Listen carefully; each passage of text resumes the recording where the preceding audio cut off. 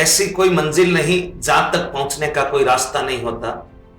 जी हाँ दोस्तों, मंजिल प्राप्त करने के लिए बस एक ही मूल आवश्यकता है, निरंतर मेहनत, निरंतर मेहनत, पूर्ण विश्वास के साथ मेहनत। और उसी मेहनत का नतीजा इस आरएस भर्ती परीक्षा का जो अंतिम परिणाम, साक्षात्कार के बाद जो परिणाम आया है, उसमें सफल होकर के कई सारे विद्यार्थियों ने उस मेहनत को सबके सामने लाया। और उसी चरण में आज हमारे बीच मौजूद है धर्मचंद जी भगत, जो इस आरएस परीक्षा में अंतिम रूप से चयनित हुए हैं 102वीं रैंक के साथ। आज स्टूडियो में धर्मचंद जी भगत से हम बातचीत करेंगे, उनके सफर को जानेंगे।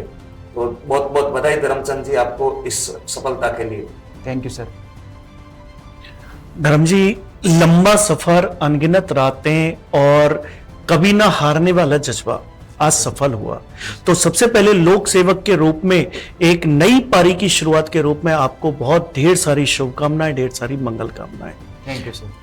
तो धर्मचंद जी, आपका ये सफर जो है, इसके बारे में आप सबसे पहले आप हमें बताएं। जी सर, मैंने 10th तक 12th तक गवर्नमेंट स्कूल में पढ़ाई की और 12वीं के बाद में एक ही सपना था कि मुझे सरकारी नौकरी लगना है। और इसके लिए मैंने पशुपालन में डिप्लोमा किया और पहली बार में LSA में सेलेक्ट हुआ। और सर उसके बाद में RS बनने का सोचा और इस पे एक लक्ष्य बनाकर तैयारी की और परिणाम आपके सामने है। बहुत खूब, बहुत खूब सर। तो अभी आप पशुपालन विभाग में LSA के पद पर कार्यरत हैं। जी सर। आप सेवा देते समय अपनी तैयारी को कैसे मैनेज किया, जिससे और भी हमारे कई सारे साथी जो इस समय गवर्नमेंट जॉब में भी हैं, विभिन्न पदों पर सेवाएं दे रहे हैं, और वो भी आप ही की तरह एक अच्छा मुकाम पाएं और तैयारी सेवा के दौरान ही अपनी मंजिल को प्राप्त करें। जी सर, मैंने मॉर्निंग में घंटा भर का टाइम रिवीजन के लिए निकाला। ड्यूटी के बाद में सेल्फ स्टडी की और एक निरंतरता वो मैंने बनाए रखी।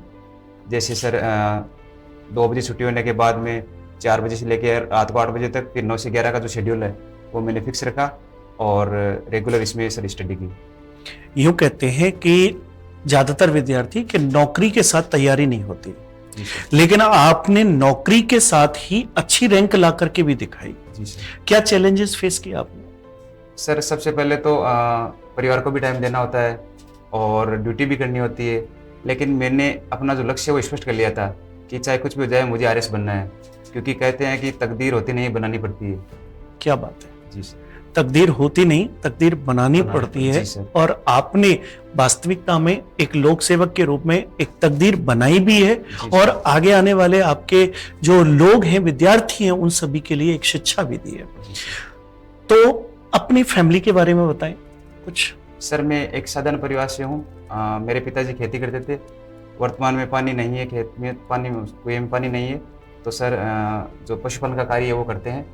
और एक मीडियम परिवार से होने के कारण काफ़ी चैलेंजेस आए, लेकिन मैंने जब जुनून बना लिया RS का तो सर प्राप्त कर ही लिया। आप बेसिकली कहाँ से बिलोंग करते हैं? सर मैं डीडोनाकुतम जिले के छोटे से गांव चांदपुरा का निवासी हूँ। बहुत खूब। तो आपने पहले पशुपालन विभाग में सेवाएं दी, अब आप RS चयनित हुए हैं। जी सर। आपका इस पूरे मार्ग के दौरान या RS के अंतिम चयन तक उत्कर्ष का क्या योगदान रहा, आप थोड़ा विद्यार्थियों को विस्तार में बताएं। जी सर। सर जैसे अभी RS के जो मेंस का रिजल्ट आया तो उसके बाद में मुझे मॉक इंटरव्यू लेने थे, तो उत्कर्ष से संपर्क किया और मैंने सर 23 की भर्ती में भी और 24 की भर्ती में भी लगातार मॉक इंटरव्यूज दिए, जिससे मुझे इंटरव्यू में काफ़ी अच्छे मार्क्स स्कोर किए। आप एक समय पहले आप सामने बैठे हुए थे इंटरव्यू में। जी सर। आज आप यहाँ मेन चेयर पर बैठे हुए हैं। जी सर। कैसा लग रहा है आपको? सर बहुत अच्छा लग रहा है। बहुत सारे चैलेंजेस के बाद ये फेज हम देखते हैं। जी सर। अच्छा, सबसे पहले विद्यार्थियों को आप ये बताएं कि जो आप प्रिपरेशन कर रहे हैं और RPSC का जो बदलता हुआ परिवेश है, जी सर, विद्यार्थी आखिर में बड़ा असमंजस में है कि विद्यार्थी क्या करें। जी सर। सर सबसे पहले तो अपना जो गोल है वो स्पष्ट करें कि मुझे करना क्या है। उसके बाद में सर सिलेबस और प्रीवियस ईयर के क्वेश्चंस है उनका मुख्य रूप से ध्यान रखें, और साथ ही सर स्टैंडर्ड्स बुक्स है, कोचिंग नोट्स है, इन्हीं का लगातार अध्ययन करते रहे। साथ ही सर रेगुलर न्यूज़पेपर पढ़ते रहे। जी सर। आपने तैयारी जयपुर से की या अपने गांव में रह करके ही की? जी सर, मैंने जॉब के साथ ही सर तैयारी की है। जॉब के साथ? जी सर। और कितने अटेम्प्ट में आप सेलेक्ट हुए? सर ये मेरा दूसरा अटेम्प्ट है।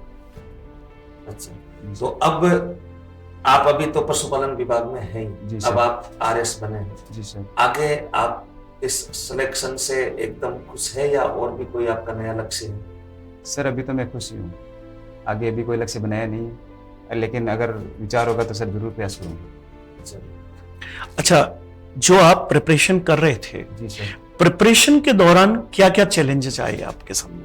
जी सर, सबसे पहले तो मेरे मन में विचार ये है कि मैं एक साधारण पढ़ा लिखा स्टूडेंट हूँ और सेल्फ स्टडी के दम पर क्या कर सकता हूँ। तो मैंने जब प्री के एग्ज़ाम दिए, क्लियर हुए, जब क्लियर हुए तो सर कॉन्फिडेंस आया कि मैं भी कुछ कर सकता हूँ। इसी के साथ मैंने रेगुलर स्टडी की और सर तैयारी की। आपने कहा कि उत्कर्ष में आपने इंटरव्यू दिए, जी सर। तो कितने मॉक दिए होंगे आपने? सर मैंने 23 की भर्ती के लिए 1 दिया था और 24 की भर्ती के लिए सर 2 मॉक इंटरव्यू दिए। अच्छा, दोनों ही सेशन में आपने मॉक दिए हैं? जी सर। तो दोनों ही सेशन में जो आपको यहाँ मॉक दिया, मार्क्स आपको जो यहाँ बोर्ड के द्वारा दिए गए और आरपीएससी ने बोर्ड में मार्क्स दिए, उसमें कितना डिफरेंस था और कितना समानता थी? जी सर, जब सर पहला मॉक इंटरव्यू दिया था तो उसमें काफ़ी गलतियाँ थी, मेरे से आवाज़ ही नहीं निकल रही थी, तो सर ने काफ़ी अच्छे सुझाव दिए। तो उसके बाद में सर जो सेकंड मॉक इंटरव्यू दिया उसमें मैंने काफ़ी सुधार किया और सर ने यहाँ पर भी सर 65 मार्क्स दिए थे और वहाँ सर 53 मार्क्स आए थे। क्या बात है! इसका मतलब जो उत्कर्ष का जो इंटरव्यू बोर्ड का जो मार्किंग पैटर्न था वो बड़ा सटीक रहा आपके लिए? जी सर, मलिक सर थे, ललित कुमार सर थे, तो सर इनका काफ़ी योगदान रहा। हाँ, दोनों ही बहुत एक्सपीरियंस सर हैं, हमारे बहुत माननीय हैं। तो जब आप प्रिपरेशन कर रहे थे, जी सर, जैसे हम लोग आज का परीक्षा देख रहे हैं कि जो वर्तमान में आरपीएससी प्री का परीक्षा ले रही है, मेंस की परीक्षा ले रही है, और इसमें मतलब पहले प्री में फैक्चुअल क्वेश्चंस पूछते थे, आज प्री में कॉन्सेप्चुअल क्वेश्चंस पूछते हैं। स्टूडेंट आज भी फैक्चुअल प्रिपरेशन में लगा हुआ है, आप क्या कहना चाहेंगे स्टूडेंट से? जी सर, स्टूडेंट्स फैक्चुअल के साथ साथ कंसेप्चुअल पोर्शन पर भी ध्यान दें, साथ साथ ही सर जो चीज़ों को करंट अफेयर से अपडेटेड करते रहे ताकि आंसर में कोई दिक्कत नहीं आए। बुक्स या नोट्स? सर नोट्स का सहारा ले सकते हैं लेकिन बुक्स भी सर पढ़नी चाहिए। कितना % नोट्स का योगदान होता है? आपने स्टडी की तो आपको यह बहुत अच्छे से पता होगा कि कितना % नोट्स का योगदान रहा, कितना % बुक्स का योगदान रहा। जी सर, मैं कह सकता हूँ कि नोट्स है वो सिलेबस तैयार करने में अपना पूर्ण योगदान देते हैं, लेकिन 60% योगदान से इनसे कवर हो जाता है। लेकिन अगर मेंस में या प्री में अगर टॉप स्कोर करना है तो सर बुक्स का भी अध्ययन किया जाना चाहिए। ओके। तो आप आरएस की तैयारी के दौरान उत्कर्ष से ऑफलाइन संबंधित रहे या online course? Sir online course लिया था एक बार, लेकिन मैं उतनी क्लासेस नहीं देख पाया, लेकिन फिर इंटरव्यू सेशन से जुड़ गया तो सर उसमें काफ़ी योगदान रहा।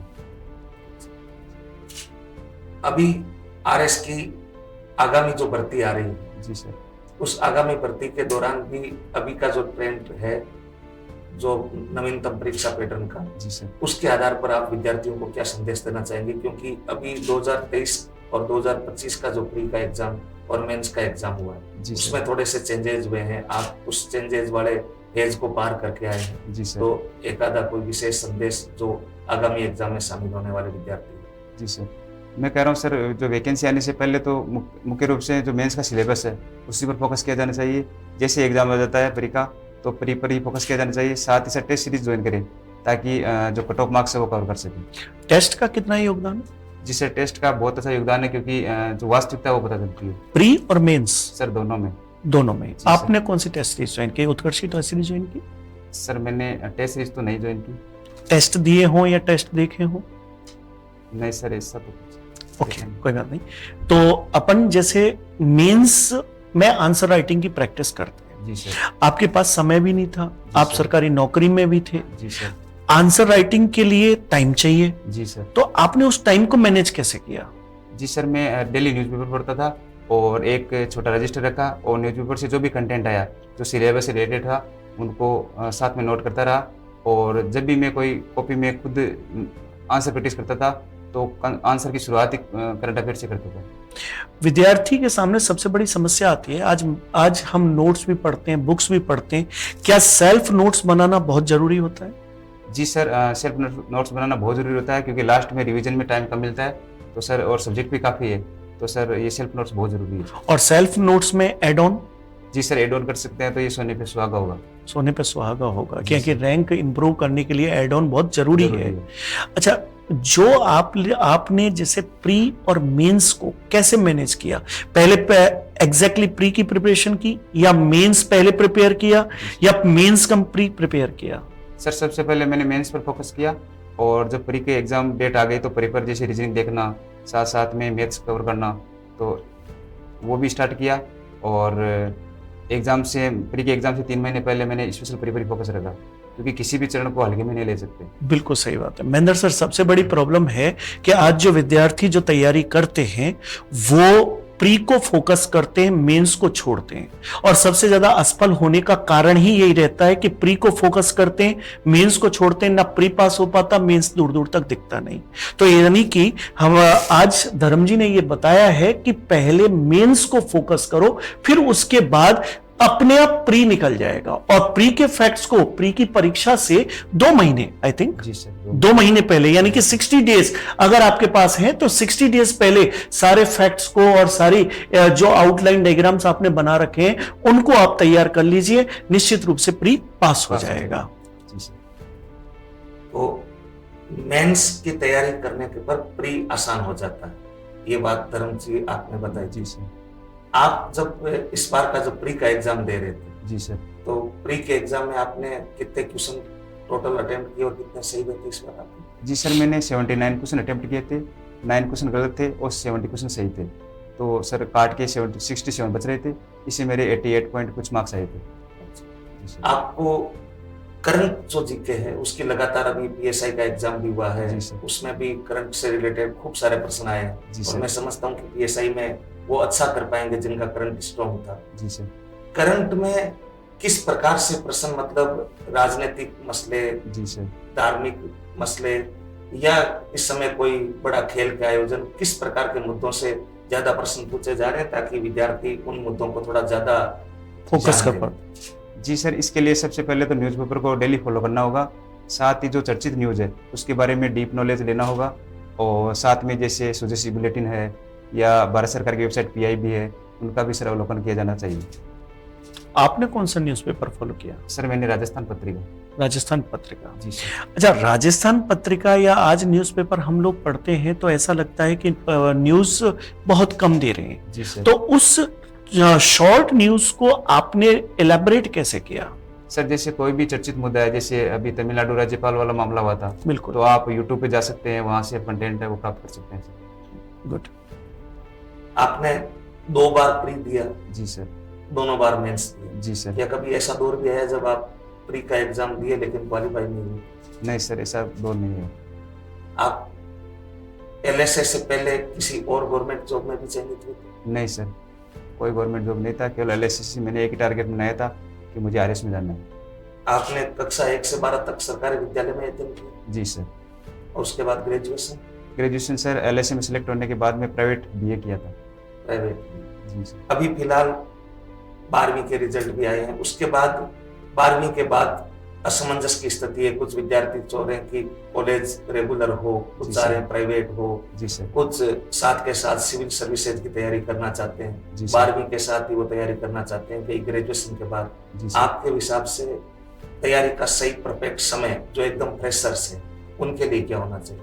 जी सर, 12वीं के बाद ही स्टार्ट कर देना चाहिए, क्योंकि जो 3 साल का फेज होता है ये बहुत आगे तक ले जाता है। ग्रेजुएशन करने के बाद ही जो फर्स्ट अटेम्प्ट होता है उसमें भी बच्चा टॉप कर लेता है। आपने फर्स्ट अटेम्प्ट जब दिया तो आपने प्री पास किया? जी सर। मेंस लिखा? जी सर। मेंस भी क्वालिफाई किया? जी सर। Very good. और फर्स्ट अटेम्प्ट में आपसे कहाँ चूक हुई?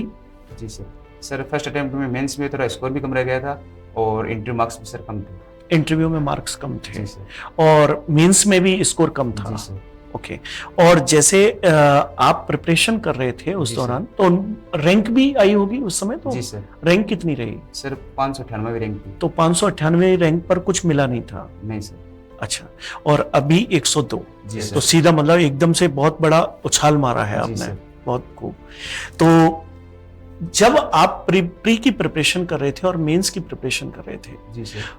आप करंट को अगर हम बात करते हैं, जैसे हालांकि आपने बताया कि आप न्यूज़पेपर से, जी सर। पीआईबी से आप अपडेट कर रहे थे, जी सर। लेकिन फिर भी क्या होता है कि जब करंट अपडेशन में कंटिन्यूटी का बड़ा रोल होता है, जी सर। आपने इसको कैसे फॉलो किया?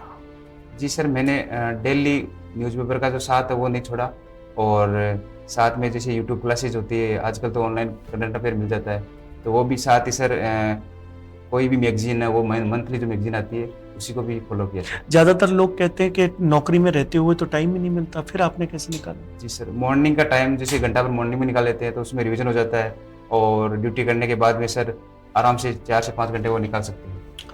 ये जो सिविल सर्विसेज की प्रिपरेशन है, जी सर। इसमें स्ट्रेटजी का बड़ा रोल होता है। जी सर। आपने ऐसी कौन सी स्ट्रेटजी फॉलो की कि आपने सरकारी नौकरी में कम समय, अधिक जी सर। दबाव में रहते हुए भी जी सर। आप इतनी अच्छी रैंक लेकर के आए? सर सबसे पहले मैंने एक तो स्पष्ट लक्ष्य किया, दूसरा सर डेडलाइन तय की कि मेरी ये जो एग्ज़ाम है ये फर्स्ट एंड लास्ट है, तो सर उसी हिसाब से फिर जो दिमाग है वो अपना उसी हिसाब से काम करने लग जाता है, तो सर उसी का नतीजा है। मतलब आपने ये दृढ़ निश्चय किया कि नहीं, ये मेरा, ये आर या पार जी सर।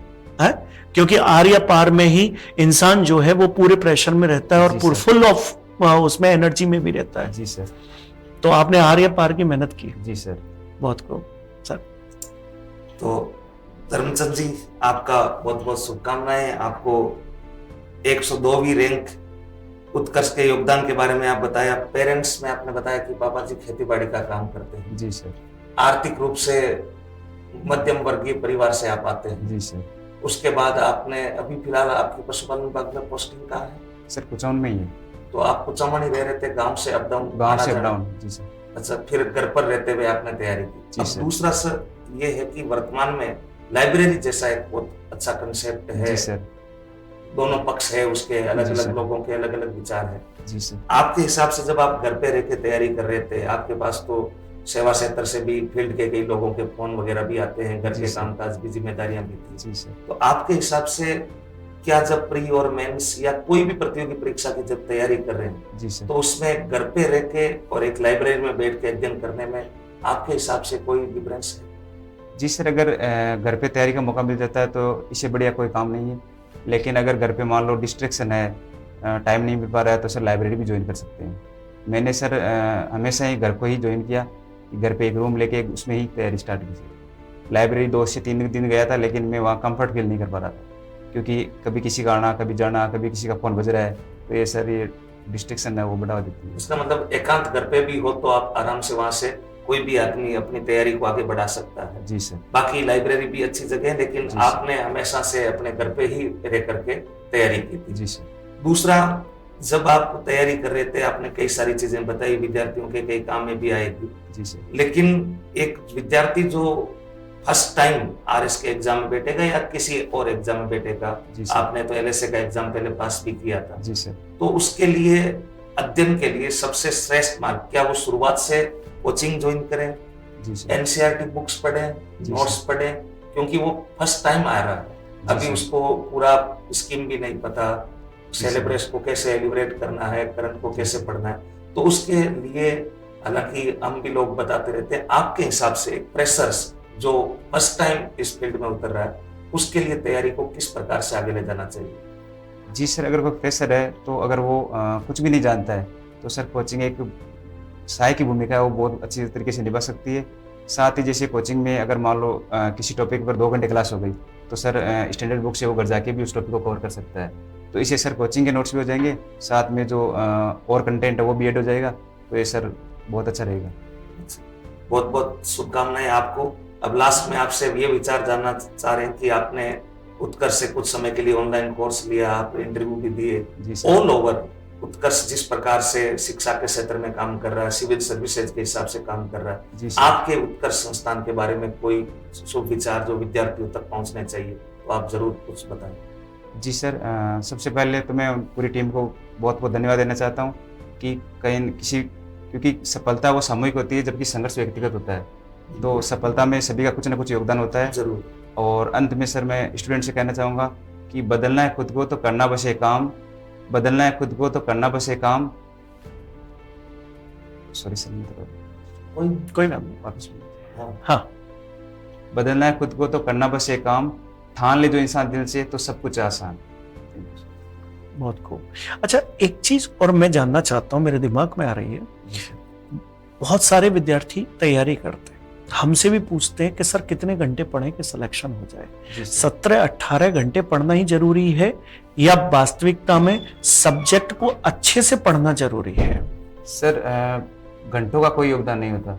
मैं तो कहता हूँ कि अगर जितना टाइम मिले उतना निकाल लो, और एक सब्जेक्ट कवर करने में आपको डेडलाइन होता है कि जाना चाहिए किसी भी टॉपिक के लिए। अगर एक सब्जेक्ट है तो पूरी ज़िंदगी निकल जाएगी, और तैयार करने में अगर नहीं होती है तो सर अपन कुछ समय के लिए भी अपन सब्जेक्ट को कवर कर सकते हैं। डिस्ट्रैक्शन नहीं हुआ कभी? जी सर, काफ़ी डिस्ट्रैक्शन आया, लेकिन जो लक्ष्य है वो स्पष्ट था और मुझे रिजल्ट भी देना था। डर नहीं लगा कि अगर सफल नहीं हुआ तो? जी सर, जैसे प्री का एग्जाम हुआ तो पूरी रात पहले दिन नींद नहीं आई थी। डर सभी को होता है सर स्टूडेंट लाइफ में, लेकिन जब लक्ष्य स्पष्ट हो तो सर। क्या बात है, यानी कि लक्ष्य स्पष्ट हो, दृढ़ निश्चय हो और आत्मविश्वास हो तो सफलता 100% मिलती है, और ये करके दिखाया है हमारे धर्म जी ने। जी सर। धर्म जी कहते मेहनत का कोई तोड़ नहीं होता। जी सर। सहमत हैं आप? जी सर, मेहनत की जानी चाहिए लेकिन स्मार्ट तरीके से सर। यस, ये स्मार्ट तरीका क्या है? जी सर, सबसे पहले तो सिलेबस को ध्यान में रखिए, प्रीवियस ईयर के क्वेश्चन देखिए, उस चीज़ को समझे कि कहाँ से क्वेश्चन पुटअप हो रहे हैं, क्योंकि कंटेंट की भरमार पड़ी है, सोर्स है वो भरमार पड़ा है, लेकिन अपना जो सोर्स है वो लिमिट रखे और एक पढ़ाई में निरंतरता है वो बनाए रखे। सबसे बड़ी समस्या विद्यार्थी को यही आती है, क्या पढ़ें, कितना पढ़ें, कैसे पढ़ें, सबसे बड़ी समस्या ही यही आती है। डिस्ट्रैक्शन बहुत ज्यादा है। जी सर। तो आप जब प्रिपरेशन कर रहे थे मेंस की, जी सर, मेंस की प्रिपरेशन में एग्जैक्ट क्या क्या चैलेंजेस आपके सामने आए? जी सर। सर सबसे पहले तो मैंने जब मेंस के कोई टेस्ट पेपर लिया तो वो टेस्ट पेपर 3 घंटे में हल ही नहीं हो पाया, और लेकिन लगातार प्रयास किए, और मैं कोई भी टॉपिक को पढ़ने से सोचता था कि अगर ये क्वेश्चन आ गया तो मुझे इसका बेस्ट आंसर कैसे लिखना है, शुरुआत में क्या लिखना है, अंत में क्या लिखना है और बीच में क्या लिखना है। तो सर उससे मुझे काफ़ी सहायता मिली और दिमाग में किसी भी क्वेश्चन का वो प्रिंट आउट बन गया। एनालिटिकल मोड में कैसे आए? क्योंकि पहले प्रिपरेशन जो पहले आरपीएससी जिस मोड में थी उससे एकदम से एनालिटिकल मोड में चेंज हुई, तो आप एनालिटिकल मोड को कैसे आपने लिया? सबसे पहले तो सर क्वेश्चन की जो डिमांड है वो पूरी की, और क्वेश्चन का आंसर लिखते समय ये सोचा कि ये क्यों हो रहा है, इसके कारण क्या है, क्या क्या इसके चैलेंजेज है, और साथ में सर करंट को भी अपडेट कर दिया। तो सर एनालिटिकल जो अप्रोच है वो तैयार हो गई। तो आप हिंदी माध्यम से थे? जी सर। जब आप मेंस का एग्जाम लिख रहे थे, क्योंकि खूब सारे बच्चों के डाउट्स रह रहे हैं, जी सर, तो व्याकरणिक त्रुटियां, जो ग्रामेटिकल मिस्टेक है, मात्राएं छोटी बड़ी, उनका आपने कोई विशेष ध्यान दिया? सर मैंने अगर ग्रामर भी तैयार किए तो रफ कॉपी में लिख लिख के तैयार किए, किसी भी वर्ड को मैंने एक से ज्यादा बार लिखा है सर। अच्छा, दूसरा, जब आप मेंस की तैयारी कर रहे थे, जी सर, तब आपने बताया कि आपने टेस्ट सीरीज भी दी, कुछ प्रश्न आपने खुद के ऊपर खुद के हिसाब से भी किए। जी सर। आपने ऑल ओवर जब किसी सब्जेक्ट वाइज, ज्योग्राफी, पॉलिटी, जो भी XYZ है, उसमें 100 जो वर्ड्स वाले हैं, जो 50 वर्ड्स वाले, उनकी अलग अलग से भूमिका बना करके, मतलब उस हिसाब से किया, या आप सीधा लिखते ही गए थे? नहीं सर, जैसे मैं 50 वर्ड के जो क्वेश्चन है उन पर ज़्यादा फोकस करता था, क्योंकि लॉन्ग क्वेश्चन भी देखा जाता है कि 2 खंडों में आता है। कई बार जैसे 50 वर्ड का अलग क्वेश्चन आ गया, 50 वर्ड का अलग आ गया, और मिलकर 10 नंबर का जो क्वेश्चन है वो हो गया। तो सर उसी हिसाब से मैंने तैयारी की, और जो 2 मार्क्स के क्वेश्चन थे उनकी सर अलग से तैयारी की। अच्छा, तो आप सफल हुए हैं। अब आप अपने छोटे भाई जो कभी किसी कारणवश अब आगामी एग्जामों में आएंगे, कभी प्री के अंदर असफल हो गया, कोई मेंस में असफल हो गया, या कोई इंटरव्यू के अंदर बाद में असफल हो गया, तो आप उनको किस प्रकार से मोटिवेट रहने के लिए किस प्रकार से बताना चाहेंगे? जी सर, सबसे पहले तो सर जैसे मेरे RS23 में 598 रैंक आई थी तो मैं निराश ज़रूर हुआ था, लेकिन मेरे सामने RS का इंटरव्यू था, तो मेरे वहाँ 2 ऑप्शन थे सामने कि या तो मैं असफलता का रोना रहूँ या मेरे पास जो इंटरव्यू है उसके लिए टाइम स्पेंड करूँ। तो मैंने सर RS के इंटरव्यू पर फोकस किया और इंटरव्यू में अच्छे मार्क्स किए, और सफलता सर आपके सामने है। यानी कि असफलता के लिए रोना नहीं है, बल्कि सफलता के लिए वापस से प्रयास में लग जाना है। जी सर। तो असफल होकर के निराश नहीं होना है। अगर असफलता मिली है, इसका मतलब कुछ बड़ा होने वाला है, आप बड़ी सफलता प्राप्त करने वाले हैं। आपके भगत जी ने, धर्मचंद जी भगत जी ने फर्स्ट अटेम्प्ट में 598 रैंक प्राप्त की, इस बार 102वीं रैंक प्राप्त की, और उम्मीद करते हैं कि अगली बार टॉप 2 के अंदर, टॉप 1 के अंदर आप रैंक में आएंगे। एक बार पुनः विद्यार्थियों के लिए कोई प्रेरणादायक संदेश आप देना चाहें तो, क्योंकि आपके इस भाव को, आपकी सफलता के संदेश को लाखों विद्यार्थी सुनेंगे, वो आत्मसात करेंगे, तो कोई ऐसा विशेष संदेश जो विद्यार्थियों को आप देना चाहते हैं? जी सर, जो भी तैयारी करने वाले कैंडिडेट है वो लगातार मेहनत करते रहे और धैर्य बनाए रखे।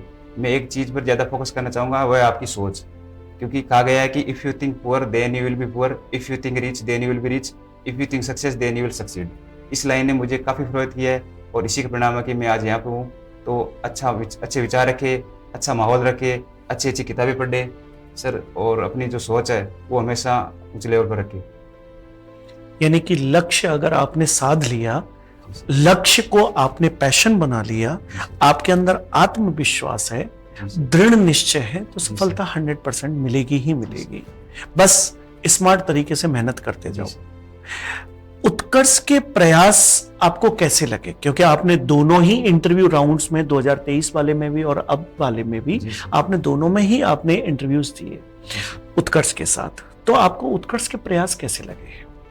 सर बहुत अच्छा प्रयास है, क्योंकि अब चाहे मॉक इंटरव्यू की प्रैक्टिस हो, चाहे मेंस की टेस्ट सीरीज की बात हो, तो ये ज्वाइन कर लेनी चाहिए, क्योंकि practice makes a man perfect. बिल्कुल सही बात है, बिल्कुल सही। बस बहुत बहुत शुभकामनाएं, स्वागत सर। वैसे मिठाई तो जरूरी है सर, है? जरूर सर।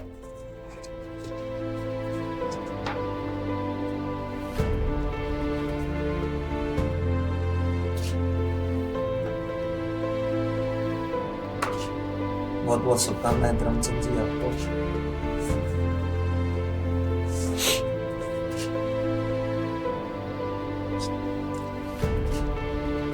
संदीप सर, सापा और माला भी धर्मचंद जी को पहना करके स्वागत करें।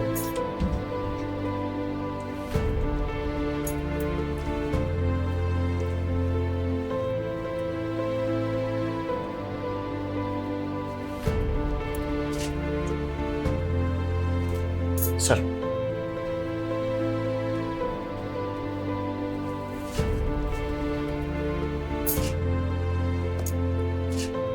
बहुत बहुत शुभकामनाएं धर्मचंद जी आपको। अगेन धर्म जी आपको बहुत बहुत शुभकामनाएं। Thank you. नमस्कार, राम राम।